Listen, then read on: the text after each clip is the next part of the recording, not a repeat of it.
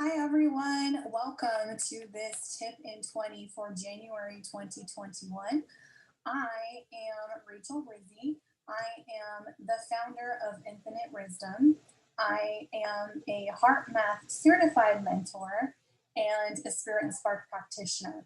But the thing that I'm most proud of is that I have a PhD from the School of Hard Knocks at the University of Life. Yes, I have been in the arena getting my tail kicked for years, and I'm happy to be able to share some of that infinite wisdom with you. So let's get started. I want to start out with a quote from HeartMath. The founders there have been famous for saying that every life has a challenge and every heart has an answer. And so today, what I want to share with you is 4 steps that you can use to build your own personal resilience. So, first of all, let's agree that life is meant to be an evolution through improvement. That means that we are literally always changing. Now, it's easy to handle the good changes like getting a raise, upgrading your living situation, or meeting a soulmate. All give us opportunities to grow in joy, in gratitude, and love. The difficulty comes and the resistance comes when change feels unfair, painful, or like we're losing something. Okay. So let's first start with definitions. So, our capacity to handle change depends on our own personal resilience. So, most people define resilience simply as the capacity to recover quickly from difficulties, or more simply, just being tough. HeartMath uses an expanded definition of resilience, and they say that resilience is really the capacity to prepare for, recover from, and adapt in the face of stress, challenge, and adversity. This expanded definition calls us to be proactive instead of reactive, and it's an invitation to guide your transformation in a way that is authentic to you.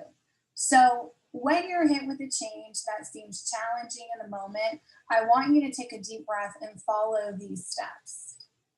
So, step number 1 is shift your mindset. Often, the underlying emotion of change is fear.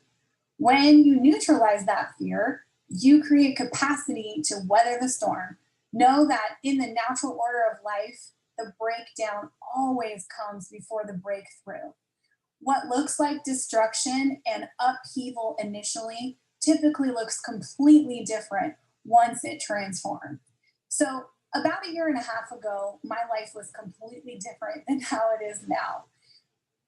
All in the same week, I had to buy out business partners, sell to new business partners, move my office, move employees, gain employees. Some of them left, had to move my house. And it felt like I was trapped in a hurricane. And in fact, it actually felt like I was playing Monopoly and the universe came by, flipped the board up, and said, "We're going to start again."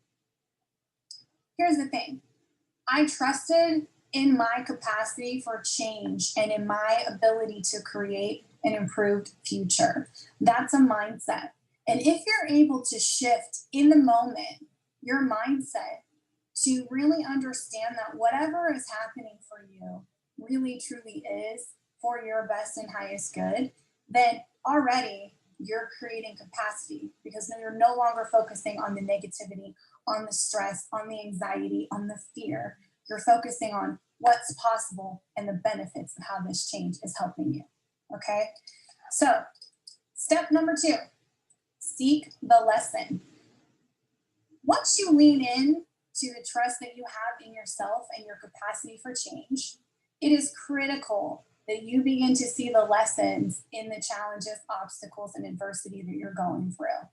In the example that I mentioned before, the lessons came through fast and furious, but they were profound and changed my life forever.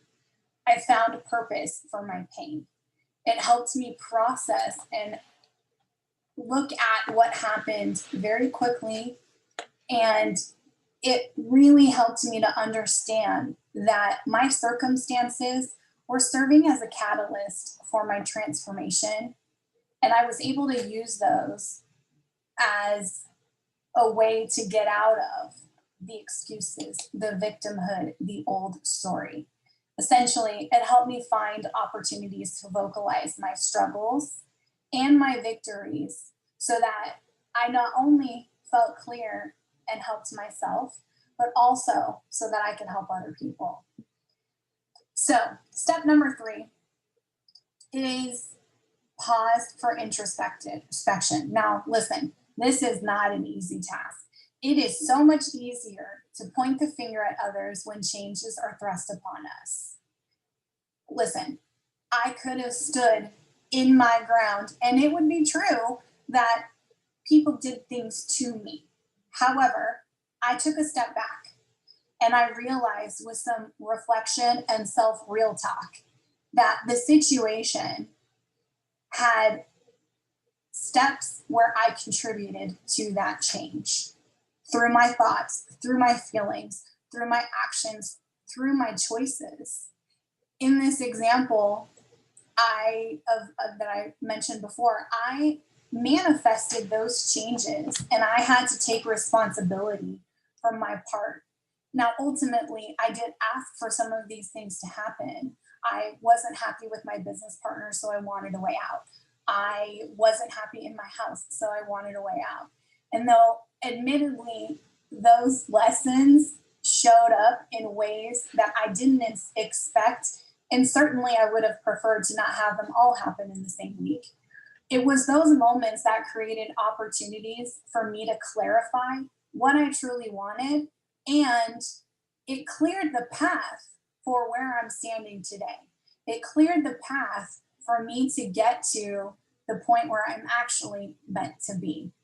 And ultimately, I had to learn the lessons and get real about my part and why they were necessary to be able to move on in my journey and my transformation. So, step number 4 is look for coherence in your connections. Often, change comes with an air of rejection. We get fired from a job, our relationship breaks up, we lose a loved one. But rejection is protection or redirection to something better. It is through our connections to others that humans hurt us, but it's also in our connection to others that we find our own humanity and the path back to ourselves. It is also how we discern the connections that we have so we understand what feels good and right versus the relationships that don't.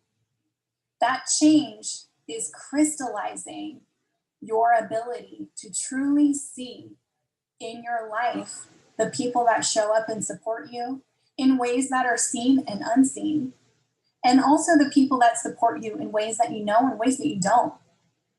And in that experience, where I had this crazy week where my life was flipped upside down, I got crystal clear on who was on my team and who wasn't. And I also got really clear on my role and my responsibilities in all of my connections, not just the ones that surrounded that massive upheaval. This transformed who, how, and when I give my energy to others. And more importantly, it helped me seize an opportunity to forgive the people that I felt hurt me. Again, this is not an easy pill to swallow, much like pausing for introspection.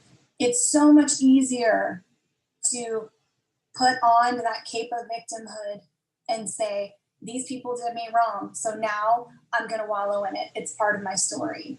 Yeah, it is part of your story. But guess what? You can turn the page and you get to continue to write it. You're in control. The only way through that is to release and let go of that hurt, that anger, that fear, that rejection, that pain, so that you can move forward on your terms. Okay.